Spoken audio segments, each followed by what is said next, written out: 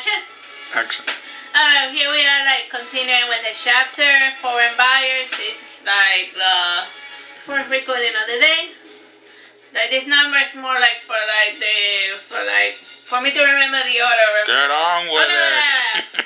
Not decided to linger there, Angelica made her way towards the toy section. The first thing that drew her attention was a bicycle. This one made her short and a bit more active, but there was no guarantee that they would not get run over, and then there were the dogs to consider. They always attacked anyone who was riding a bike.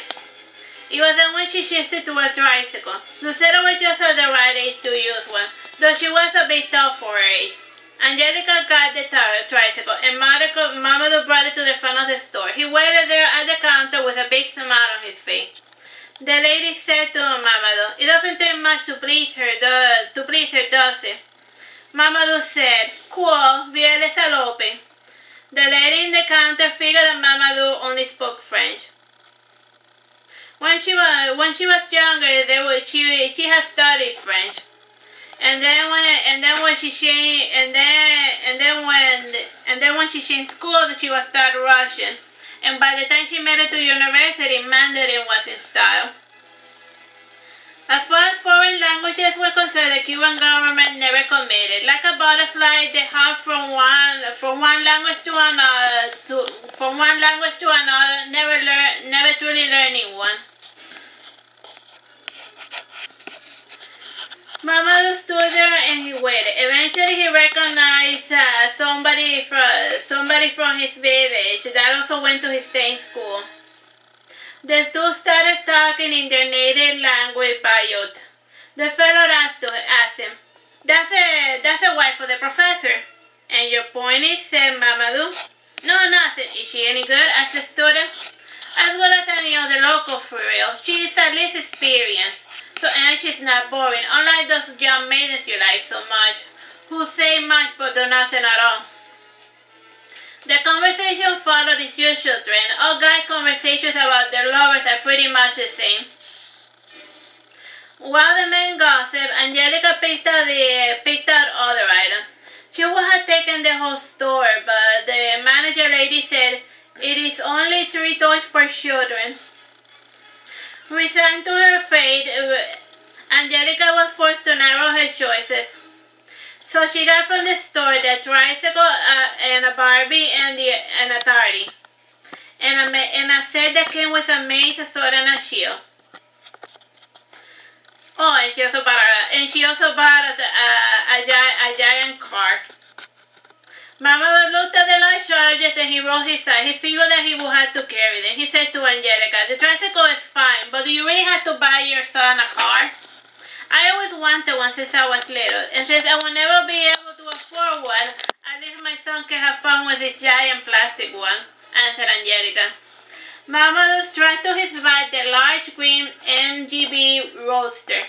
He could hear the paddles rolling inside. On the other hand, he carried the tricycle, and in the other, the set of plastic weapons. Angelica carried the box with the Atari on one hand, and the other 2 boxes with the dolls.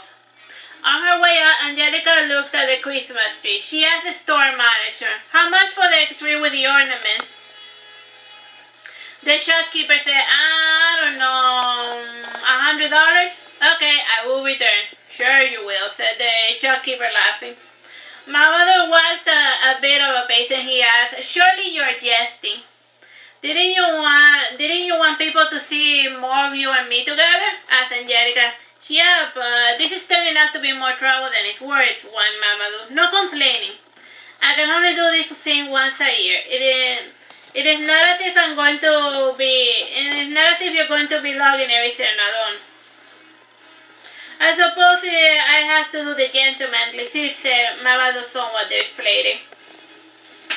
Angelica stopped a moment, and Mamadou stopped as well. Turning serious, Angelica said, "Thank you. It was nothing. I did not even pay for anything, and aside from carrying the stupid car, I haven't really done much of anything," said Mamadou. "What seems like nothing to you means a great deal to me, more than you can possibly imagine," said Angelica. She opened her mouth to elaborate, but remembering herself, she decided to be prudent. When Angelica arrived home, she was relieved to see that her children were not there. She said to her mother, "Do you have a place to hide all this?" "Dios mío, have you gone insane?" said Irina sternly. "How much did you pay for all of that?" "Just $300. And it's not as if we're using that money anyway. It doesn't do any good to just be there rotting away," said Angelica. "You are lucky that your husband is not here, or he might make you return everything," said Irina. "It is fine. I can just lie about how much I spent. But for that purpose, I will require your cooperation." "And yours, Faith," said Angelica. "Leave me out of it," said Mamadou, and he added, "Between husband and wife, it's best for outsiders not to meddle." Turning to her mother, Angelica said, "Speaking of money, I need another $100. "Why?" asked Irina. "I'm going to buy us a Christmas tree," said Angelica. "We have a nice one already," said Irina. "Sure, it is nice for someone living in a small apartment, but it's a big one. But it's a big tree, Mother, and it almost touches the roof, and I'm also buying the ornaments. Come on, you're gonna love it," said Angelica, remembering the tree. "I don't know, toys are one thing, but a tree, it just seems so wasteful. I mean, we're only gonna use it for a couple of days in Christmas."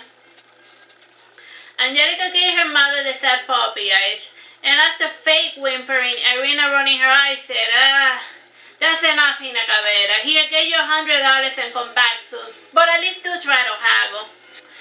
And take some compota and that box of tilapia. See if you can get a discount on the tree by exchanging those items that I'm already sick of eating." "Okay, Mother." Irina only called her mother and Mama when her children and husband were not around. The rest of the time, Irina was just Mother. As for Hina Cabera, she was a famous Cuban actress from the 1940s and 50s. She was famous for her acting and for refusing to kiss her husband on the lips after saying the word "I do." Irina hid the presents under the kitchen table. She placed a mantle over it to hide them from sight. Afterwards, she gave Mamadou a box of tilapia. Meanwhile, Angelica carried the compotas. Mamadou was already sick of the entire enterprise, but he was a man of his word. He would carry out his task, come what may. Along the way, he saw a pack mule, and he felt a sort of kinship with the animal. It was close to dusk when the delivery was concluded. Since Mamadou had taken longer than he had planned, he decided to stay in the neighborhood with some distant relatives who lived a few blocks away. But before heading out, he decided to try out Irina's delicious cooking. He was mildly amused by watching Angelica fixing up the Christmas tree while singing. Eduardo had just returned home, and he greeted his family in the usual Cuban fashion. Eduardo shook hands with his student as a formal greeting. He knew that Mamadou was not a big fan of being kissed on the cheek by a man. The children also helped Angelica with the decoration. They did not get to choose where the ornaments were placed, but they were at least allowed to hold them.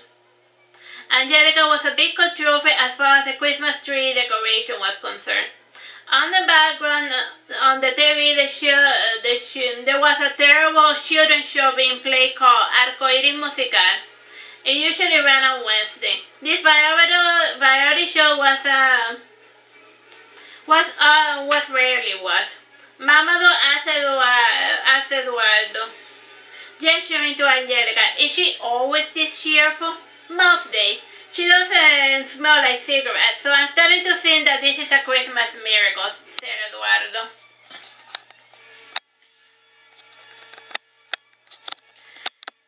Changing the shelter, Eduardo said, "They released my babe from prison today." "Oh, thank God," said Mamadou. "For a minute I was afraid they were going to lynch him." "This is Cuba you're talking about. They do not lynch people. It is tradition to use a firing squad," explained Eduardo. "That doesn't make me feel any better," said Mamadou, putting his elbow on the forehead of the sofa to rest his head against his hand. "Don't worry about it. The worst he would have gotten would have been unceremoniously exiled back to his country. Maybe," said Eduardo. "What a relief.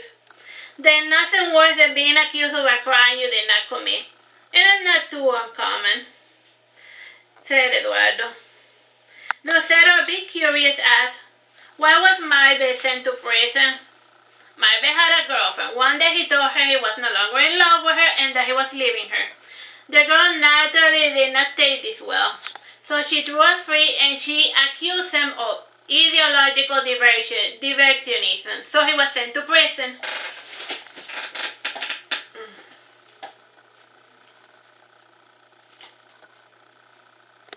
Dinner time came, and with it she returned to the house.